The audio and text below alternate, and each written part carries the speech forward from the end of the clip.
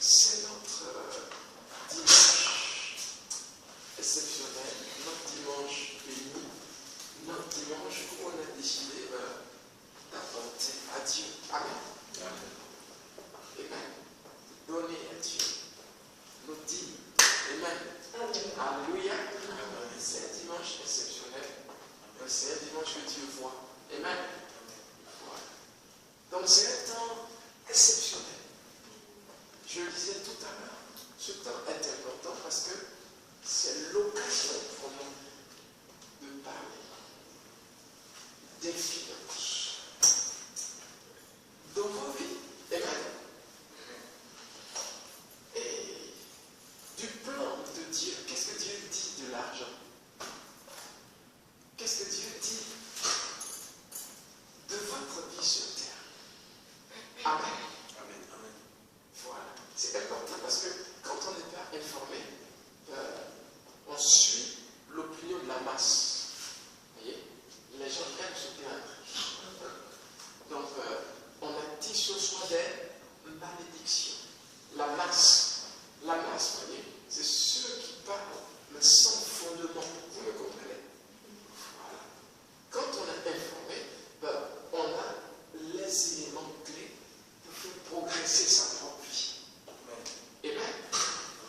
Qui veut faire progresser sa vie? Qui veut être riche? Vous vous souvenez? Merci Saint-Esprit de bénir sur vous. Merci pour votre présence. Merci d'accompagner ce temps. Tu es témoin de tout ce qui se fait. Tu veux la bénir. Que la gloire au nom de Jésus. Amen. Amen. Voilà. Donc il faut comprendre. Vous vous souvenez de Deutéronome 8? On a parlé d'un Dieu qui parlait de donner la puissance pour devenir riche. Vous vous souvenez? C'est Dieu qui disait, souviens-toi que je suis celui qui t'a donné la puissance pour acquérir tous ses biens. Amen. Donc ça, c'est le langage de Dieu. Dieu qui dit à ceux qui le suivent, à ceux qui le servent, je vous donnerai la puissance pour acquérir des biens. C'est très très important de savoir l'opinion de Dieu concernant ta vie. Qu'est-ce que Dieu pense de ta vie? Qu'est-ce que Dieu pense de ta vie sur terre? Est-ce que Dieu te veut pauvre? Dieu te veut riche. Voyez, la religion nous a inculqué une chose. Sanctification, ok, symbolise la pauvreté. Ou la pauvreté symbolise la sanctification. En d'autres termes, ça n'a rien à voir avec Dieu. Ce n'est pas Dieu qui pense comme ça à la base. Comment Dieu pense? Comment Dieu pense? Je suis en train de vous dire que Dieu parle aussi argent. Amen. Dieu parle argent. Vous voyez? Dans la culture juive, l'argent a une importance. Ok? Qui sont les plus riches? Les juifs. Okay.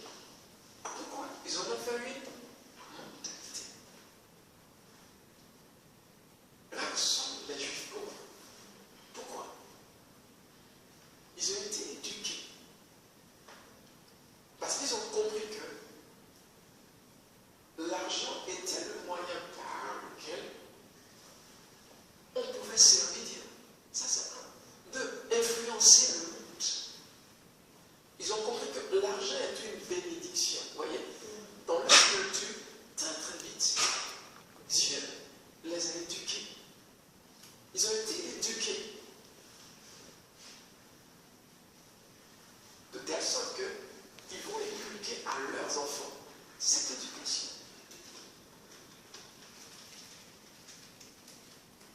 Amen. L'enfant commence à comprendre que l'argent se cherche, l'argent se mérite. Amen.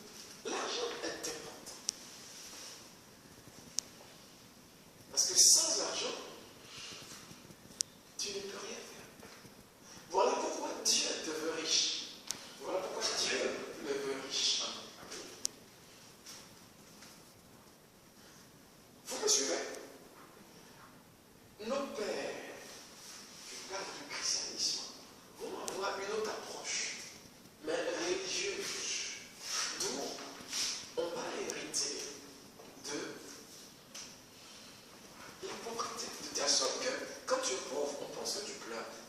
Tu pleures plus à Dieu. Mais ça n'a rien à voir avec la Bible.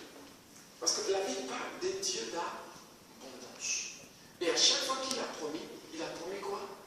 Abondance. Maintenant, si ce n'est pas la mentalité, tu ne pourras pas expérimenter ces choses. Amen. Si ce n'est pas ta mentalité, tu ne pourras pas expérimenter cette chose. Parce que si tu penses que Dieu va couvrir, ça commence toujours avec notre système. Amen. C'est juste pourquoi il est important d'avoir des services comme ça, où nous allons parler de ce qui de cette chose importante. Certains diraient, oh, c'est pas très important, n'est-ce pas? Qui dirait que c'est pas important? Qui a envie de dire que c'est pas important? Je dirais, qui travaille ici? Qui est-ce qui travaille? Un doigt, deux doigts, trois doigts? D'accord, ok. Combien de jours par semaine tu travailles, s'il te plaît? Lundi, vendredi. Lundi et le vendredi. Du lundi au vendredi. Tous les jours. Okay. Et combien d'heures? C'est à 35 heures. 35 heures. Ok, donc 35 heures par semaine. D'accord. Ok. Donc tu investis en fait 35 heures de ta vie en fait. On peut dire ça, oui. Ok. Ça veut dire que l'argent représente une partie de ta vie. Pourquoi tu travailles? Parce que tu aimes ton patron. Je travaille surtout parce que j'aime ce que je fais. Parce que tu aimes ce que tu fais, oui. Parce que aussi derrière, il y a une autre partie, ça m'amène des sous qui... Ça t'amène des sous. Ok. Oui. C'est juste pour revenir à une chose. La place de l'argent. Voyez? Donc, voyez? Ne dites pas que l'argent n'est pas important, c'est pas vrai. C'est un discours qu'on tient qui n'est pas vrai. Voilà. On veut dire d'autres choses, sous couvert d'autres choses et on n'est pas sincère. L'argent est important. Elle travaille 35 heures. Donc, 35 heures par semaine de sa vie est investie quelque part. Donc, l'argent représente une bonne partie de sa vie. Est-ce que vous me suivez? Donc, l'argent est important. Une bonne partie de sa vie dans l'argent.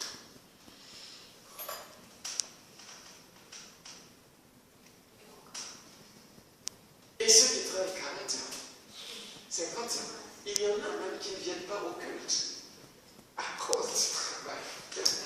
Vous me comprenez? À cause du travail. Donc, à cause de l'argent. Vous me suivez? Voyez? Donc, finalement, c'est comme toute chose. L'abus devient péché. Vous comprenez? L'abus devient quoi? Est-ce que vous me suivez? C'est important. C'est pour dire, on croit que Dieu n'a pas de problème avec l'argent. On verra qu'il promet nous bénir. Cependant, avec quoi est-ce que Dieu aura le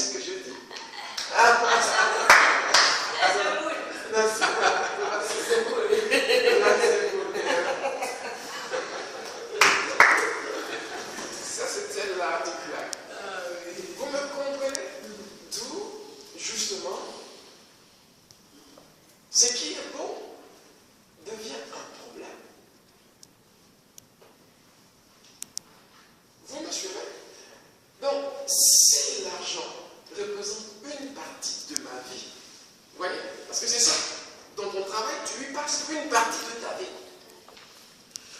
Tu fais 5 ans d'études, c'est une partie de ta vie qui est investie. Donc, l'argent est lié à la vie. Voilà pourquoi notre attitude face à l'argent déterminera tout de suite notre attitude face à Dieu.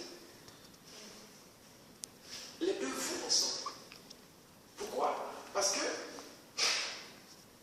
on a l'impression, il se veut que l'argent soit important. N'est-ce pas? Est-ce que l'argent est important? Oui. Oui, c'est vrai. Oui. Est-ce que Dieu est important? Plus que l'argent. Plus que l'argent. Il s'avère que chez certains, l'argent prend la première place. Vous comprenez? D'où l'argent prend leur vie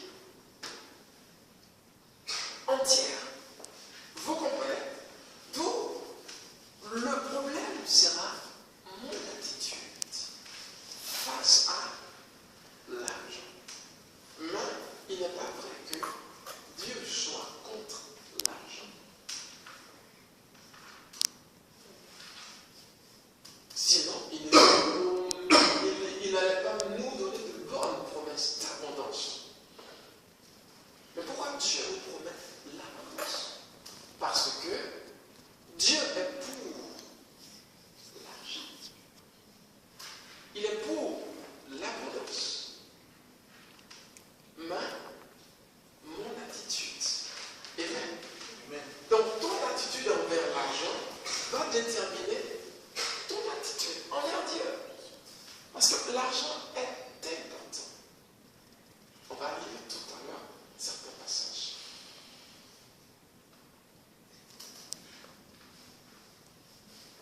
Alors tu peux mesurer ton amour de Dieu en mesurant ton attitude à donner à Dieu. Là, j'ai introduit un nouveau mot. Donner à Dieu. Ok? On a parlé de l'importance de l'argent. Maintenant vient le don. Le fait d'étendre. Le fait de donner. Vous voyez? Donc, c'est pas facile. Hein? C'est là où vient l'attention. Où je vais mesurer finalement mon attachement. Et même, je mesure mon attachement finalement. Vous voyez, donc, on peut mesurer notre attachement. Donc, qui dit servir Dieu parle d'argent. On sert Dieu avec son argent. Vous me comprenez? Ça, c'est un service vrai et pur, parce que c'est biblique. On sert Dieu avec ses biens. On sert Dieu. Dieu demande qu'on le serve avec nos biens. Amen. Qui le croit? C'est important. Servir Dieu avec nos biens. C'est important.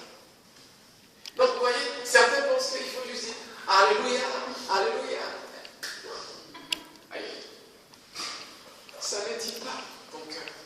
Ça ne définit pas ta sincérité. C'est quand tu prends ce qui t'est précieux sur la terre et que tu le mets à sa disposition que ce qui sort de ta bouche devient vrai. Donc, vous voyez, il ne suffit pas de dire Dieu, je t'aime, mais mon attitude face à l'argent.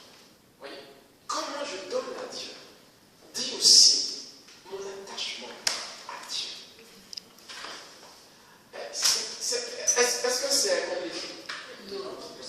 C'est vraiment ça. On dira, Dieu dit qu'on l'honore avec nos prémices, nos biens. Vous voyez? Donc on peut honorer Dieu.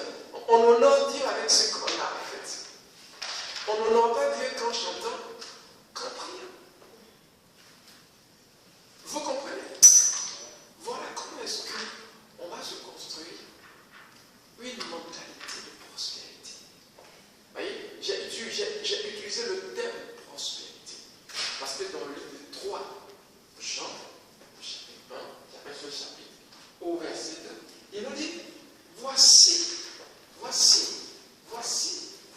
Amen. Voici son souhait. C'est que tu puisses prospérer. C'est que tu puisses prospérer. À tous égards, comme prospère l'état du temps. Donc, c'est le souhait de Dieu que tu puisses prospérer. Comme prospère l'état du temps. Donc, ça déjà, c'est une mentalité. C'est le point de vue de Dieu concernant ta situation, ta vie. Ça veut dire que tu es sur la terre. Dieu, voilà comment il te veut prospérer. Ça veut dire que tu ne manques de rien. Amen. Gloire à Dieu. Pourquoi est-ce que l'argent serait entre les mains de ceux qui ne servent pas Dieu? Et vous qui servez Dieu, vous êtes les plus pauvres. Vous me comprenez? Les plus pauvres. Des fois, pour manger, 5 € par semaine, à cause de la pauvreté. Est-ce le plan de Dieu? Non. Si on élargit notre pensée, il dit, comme prospère l'état du temps d'âme. Ça veut dire, si j'élargis ma pensée, mon système de pensée, je peux aussi élargir ma vie. Vous me suivez? Si j'élargis mon système de pensée, je peux aussi élargir ma vie. Il est prospère à tous égards, comme prospère l'état de tout. Aujourd'hui, j'ai 5 € par semaine. Ok? Mon épouse, moi, mes enfants. Dieu te regarde et Dieu a pitié. Vous me suivez? Il a compassion. Parce que Dieu est conscient que 5 € pour une famille avec 3 enfants par semaine, c'est peu. Qu'est-ce que vous arrivez à manger avec 5 € par semaine? Vous me suivez? Et vous appelez ça saint. Il est saint parce qu'il est humble. Non, ce n'est pas l'humilité, c'est la pauvreté. L'humilité n'a rien à voir avec ça. C'est plutôt la pauvreté. Il ne faut pas essayer de se consoler par des termes qui ne sont pas vrais. Il faut être sincère. C'est la pauvreté. L'humilité n'a rien à voir avec ça. L'humilité, c'est notre cœur. Amen.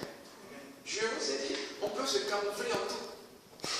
Le vêtement que tu as, c'est un camouflage.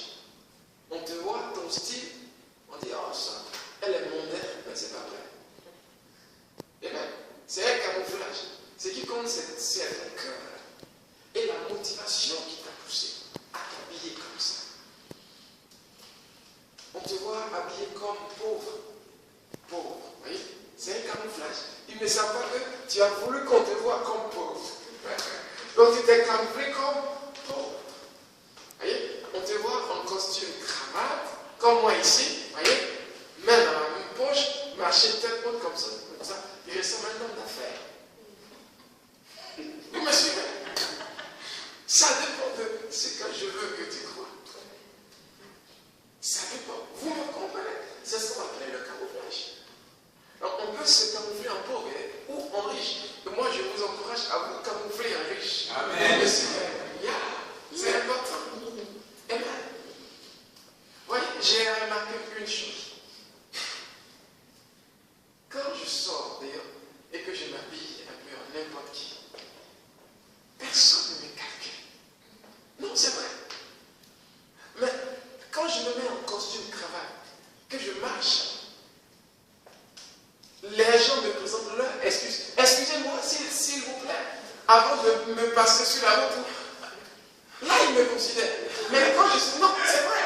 Je continue. Tout à fait. C'est la vérité. C'est vrai. Mais quand je suis habillé en jean, chemise seule, avec mes baskets que je marche, ouais, ils ne me calculent pas. Des fois, ils te marchent sur le pied, mais c'est pas grave. Je vous assure. Parce que l'homme n'a que les yeux pour voir. C'est Dieu qui voit le cœur. Amen. Mais les hommes voient l'apparence. Vous me comprenez? Il est important.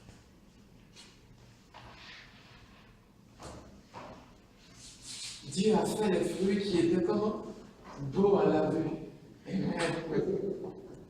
Les fruits qui étaient comment? Beaux à la vue. Je me rappelle du témoignage de l'évangéliste Éric. Quand il a vu son il a dit, qu'est-ce qu'il a vu? Vous-même comprenez? Il a vu quelqu'un qui était beau à la vue. Amen. Vous me suivez? Vous me suivez? Oui. Amen. Vous me suivez? C'est ça en fait. Ça veut dire, quelqu'un qui te voit dans la rue, il ne connaît pas ton cœur. Pour connaître ton cœur, il a besoin de vivre avec toi. Donc, avant de connaître ton cœur, il doit avoir une certaine approche de qui est-ce que tu es. Vous me suivez? Oh, comme l'homme est attiré par ce qu'il voit, laisse-toi être, on va dire quoi? Attire-le. Amen. Et qu'il vienne voir. Quand il vient, qu'est-ce qu'il découvre? S'il découvre un sale caractère là, c'est autre chose. Vous me suivez? Mais tu lui auras donné l'occasion de voir. Vous me comprenez? C'est important d'être bien. Amen. C'est vrai. On n'a peut-être pas toujours l'occasion d'être bien. Ok? Mais soulignons-le. C'est important d'être bien. Camouflez-vous en personne importante. Parce que vous l'êtes. Amen. Amen. Yes. Amen. C'est important. Amen. Est-ce que ça va? Amen. Vous allez bien? On va lire Exode 23, 14 à 15. Amen. Je ne sais pas si le portable marche ici pour lire. Voilà. On sera béni. Amen. Exode 23, 14 à 15. Ok, gloire à Dieu. Le portable de l'évangéliste marche. Amen. 3 fois par année, tu célébreras des fêtes en mon honneur. Amen. Tu observeras la fête des pains sans levain. Amen. Pendant 7 jours, Amen. au temps fixé dans les mois des épis, tu mangeras des pains sans levain, comme je t'en ai donné l'ordre. Amen. Car c'est dans ces mois que tu es sorti d'Égypte. Amen. Et l'on ne te présentera point à vide devant ma face. Amen. Oui, ça c'est Dieu qui dit. Il dit, ok, vous viendrez célébrer, d'accord? Mais vous ne viendrez pas la main vide. C'est Dieu. Vous me comprenez? C'est Dieu qui est en train de vous dire qu'il tient à ce que vous vous associez à l'adoration. C'est qu'il vient de vos poches, même, et de vos banques.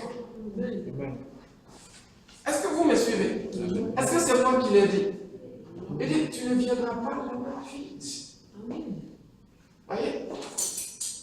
Donc, ton attitude là va déterminer tout de suite le degré d'amour que tu as pour Dieu. Mais ton attitude vis-à-vis des finances. Tout est bon pour l'Église, sauf l'argent. Mais est-ce que vous avez vu ça? Amen. C'est pas vrai. Voilà, comment est-ce que les gens ont eu pour habitude de regarder l'Église? L'Église va être pauvre. Non. Si on est pauvre, on ne peut pas travailler effectivement pour le Seigneur. On ne peut pas être effectif. Regardez, Dieu a parlé d'évangélisation. Je dois faire des mots, des explications, des leaflets, des dépliants. Ok? Je vais sortir par milliers, 1000 dépliants. Je ne vais pas en faire un modèle, je vais faire peut-être 3-4 modèles. Mais pour en sortir 1000 en format A6, c'est peut-être 30 euros. Ok? Vous me suivez? Il n'y a pas 30 euros, donc il faut attendre. l'œuvre attend. Vous me suivez? L'œuvre de Dieu attend. Il n'y a pas 30 euros. Si je dois en sortir combien? On doit aller dans les rues. Où sont les Nouveaux Testaments? Il faut qu'on ait un budget pour ça. Amen. L'Église doit être riche. Amen. Gloire à Dieu. Amen. Et la richesse de l'Église commence par toi. Voilà pourquoi on n'arrête pas de vous prêcher ou de vous parler au sujet d'un Dieu pauvre. C'est pas vrai. Notre Dieu n'est pas pauvre.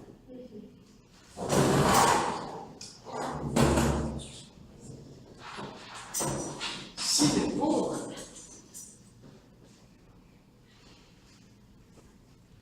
nous ne pouvons rien faire. Amen. Amen. Donc Dieu n'est pas pauvre. Dieu est riche. L'or et l'argent appartiennent à Dieu. Et oh, il se trouve que Dieu est mon Père. Amen. L'or et l'argent aussi, si je suis héritier, comme il est dit.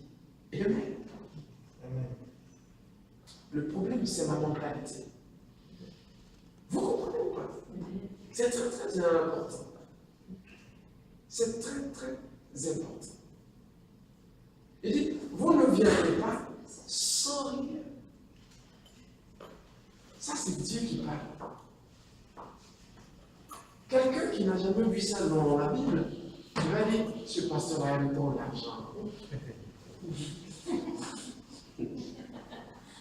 Non, c'est de la Bible que c'est dit. On l'a lu là, n'est-ce pas? Dieu dit, tu viendras célébrer, tu viendras adorer, mais tu ne viendras pas les mains vides. Viens avec quelque chose. Donc, ton argent intéresse Dieu. Pas qu'il en ait besoin. Vous me comprenez? Non. Pas qu'il en ait besoin. Parce que l'or et l'argent, là, appartiennent. Amen. L'or et l'argent appartiennent à Dieu. Amen. Vous me comprenez? C'est juste que il mesure le degré d'amour que tu as pour lui. Vous voyez? Un jour, on a fait les courses, ok? Et les courses étaient dans la voiture. Et les filles sont arrivées de l'école. Et j'ai demandé, qui aimerait descendre m'aider à monter les courses? Je n'ai pas dit la récompense qui était derrière. Mais ça allait m'aider à mesurer quelque chose. Vous me comprenez? Voyez, si on vous dit la récompense qu'il y a derrière, ce n'est plus forcément une épreuve. On veut voir votre volonté, l'attitude de votre cœur, de votre esprit. Vous me suivez? C'est important. Donc, en te tendant certaines choses, en te demandant certaines choses, Dieu mesure l'attitude de ton cœur. En mesurant l'attitude de ton cœur face à l'argent, tu as l'attitude de ton cœur face à lui. Et même, qui a donné? Amen. C'est important. Qui a donné? Ça, c'est une question. Qui a donné? On parle de grâce. Ça se construit. On multiplie la grâce. C'est aussi écrit. Il dit que la grâce soit multipliée. Vous voyez? Donc, par mon attitude, je vais multiplier la grâce.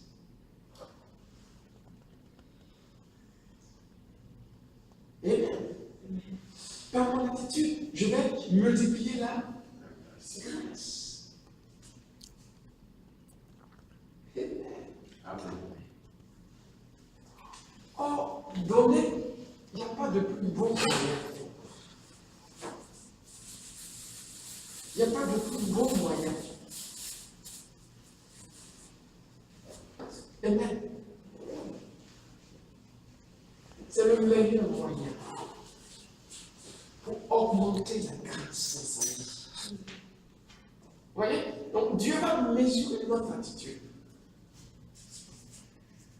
Et ton attitude face à ce qu'il te demande de faire dit, en gros, ton amour pour lui.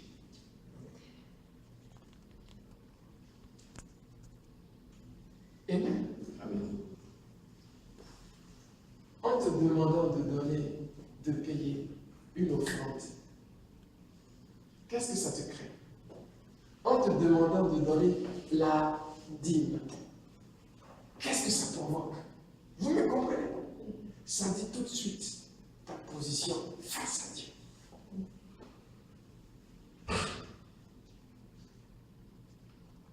Est-ce que de nos jours, Dieu ne demande pas à certaines personnes de tout laisser pour le suivre?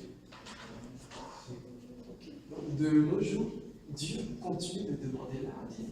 Un jour, on va enseigner profondément sur ce côté-là, en fait. Vous me comprenez? Je me souviens de Pierre qui disait à Jésus, Maître, nous avons tout laissé pour te suivre.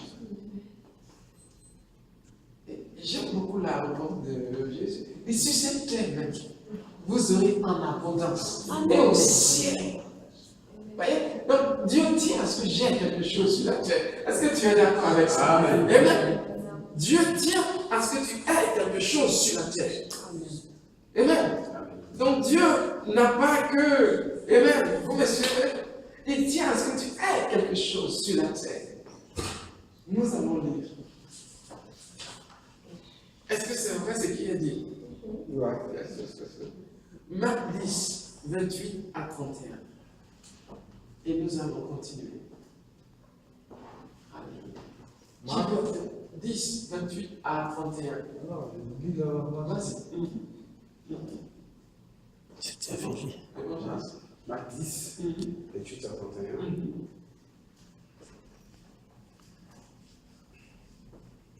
Pierre se mit à lui dire, voici, nous avons tout quitté et nous t'avons suivi.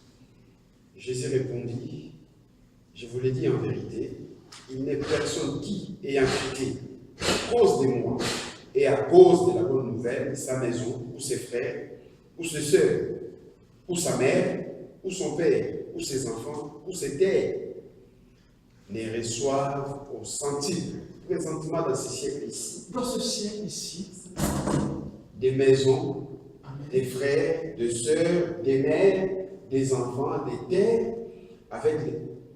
et dans les siècles à venir, la vie éternelle. Amen. Vous voyez?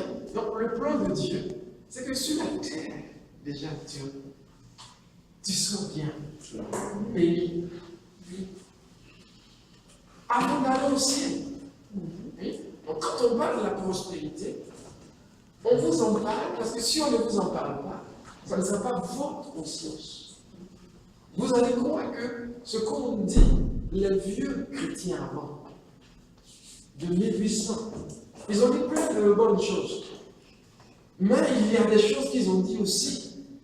Ils ont associé la sanctification à la pauvreté. Vous allez croire que non. Amen. C'est ce qu'on vous prête ces choses. Pour que vous puissiez faire une différence.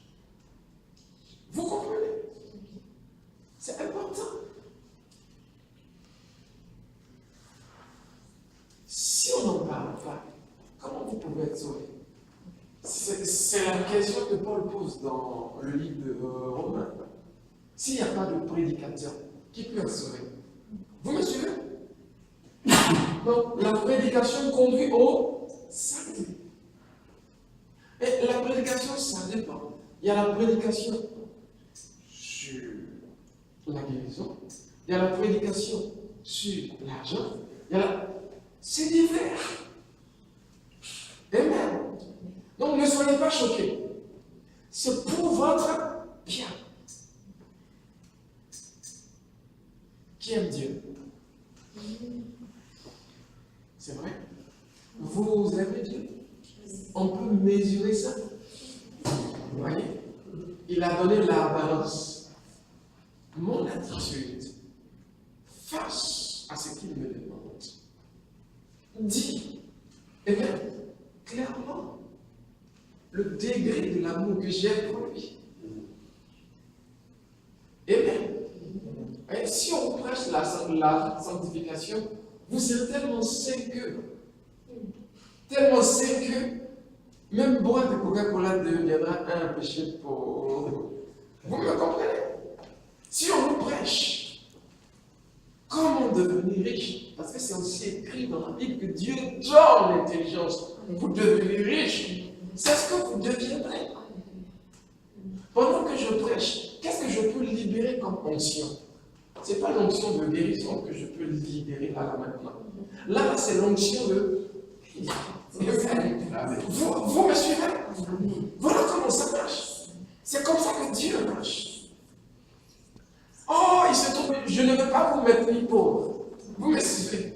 Voilà la raison pour laquelle je prêche que, amen, Dieu vous veut riche et prospère.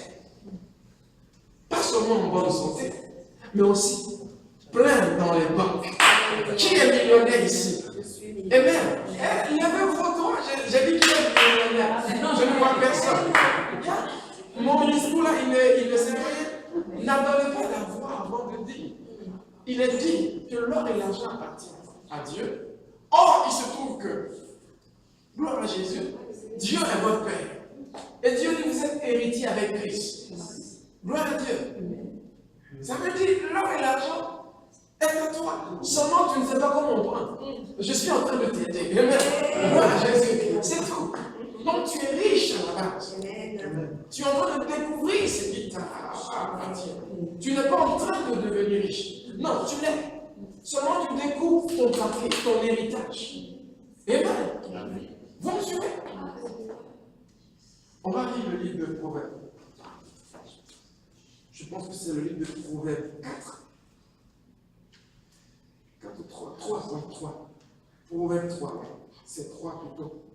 Le verset 9 à 10. 9 à 10, voilà.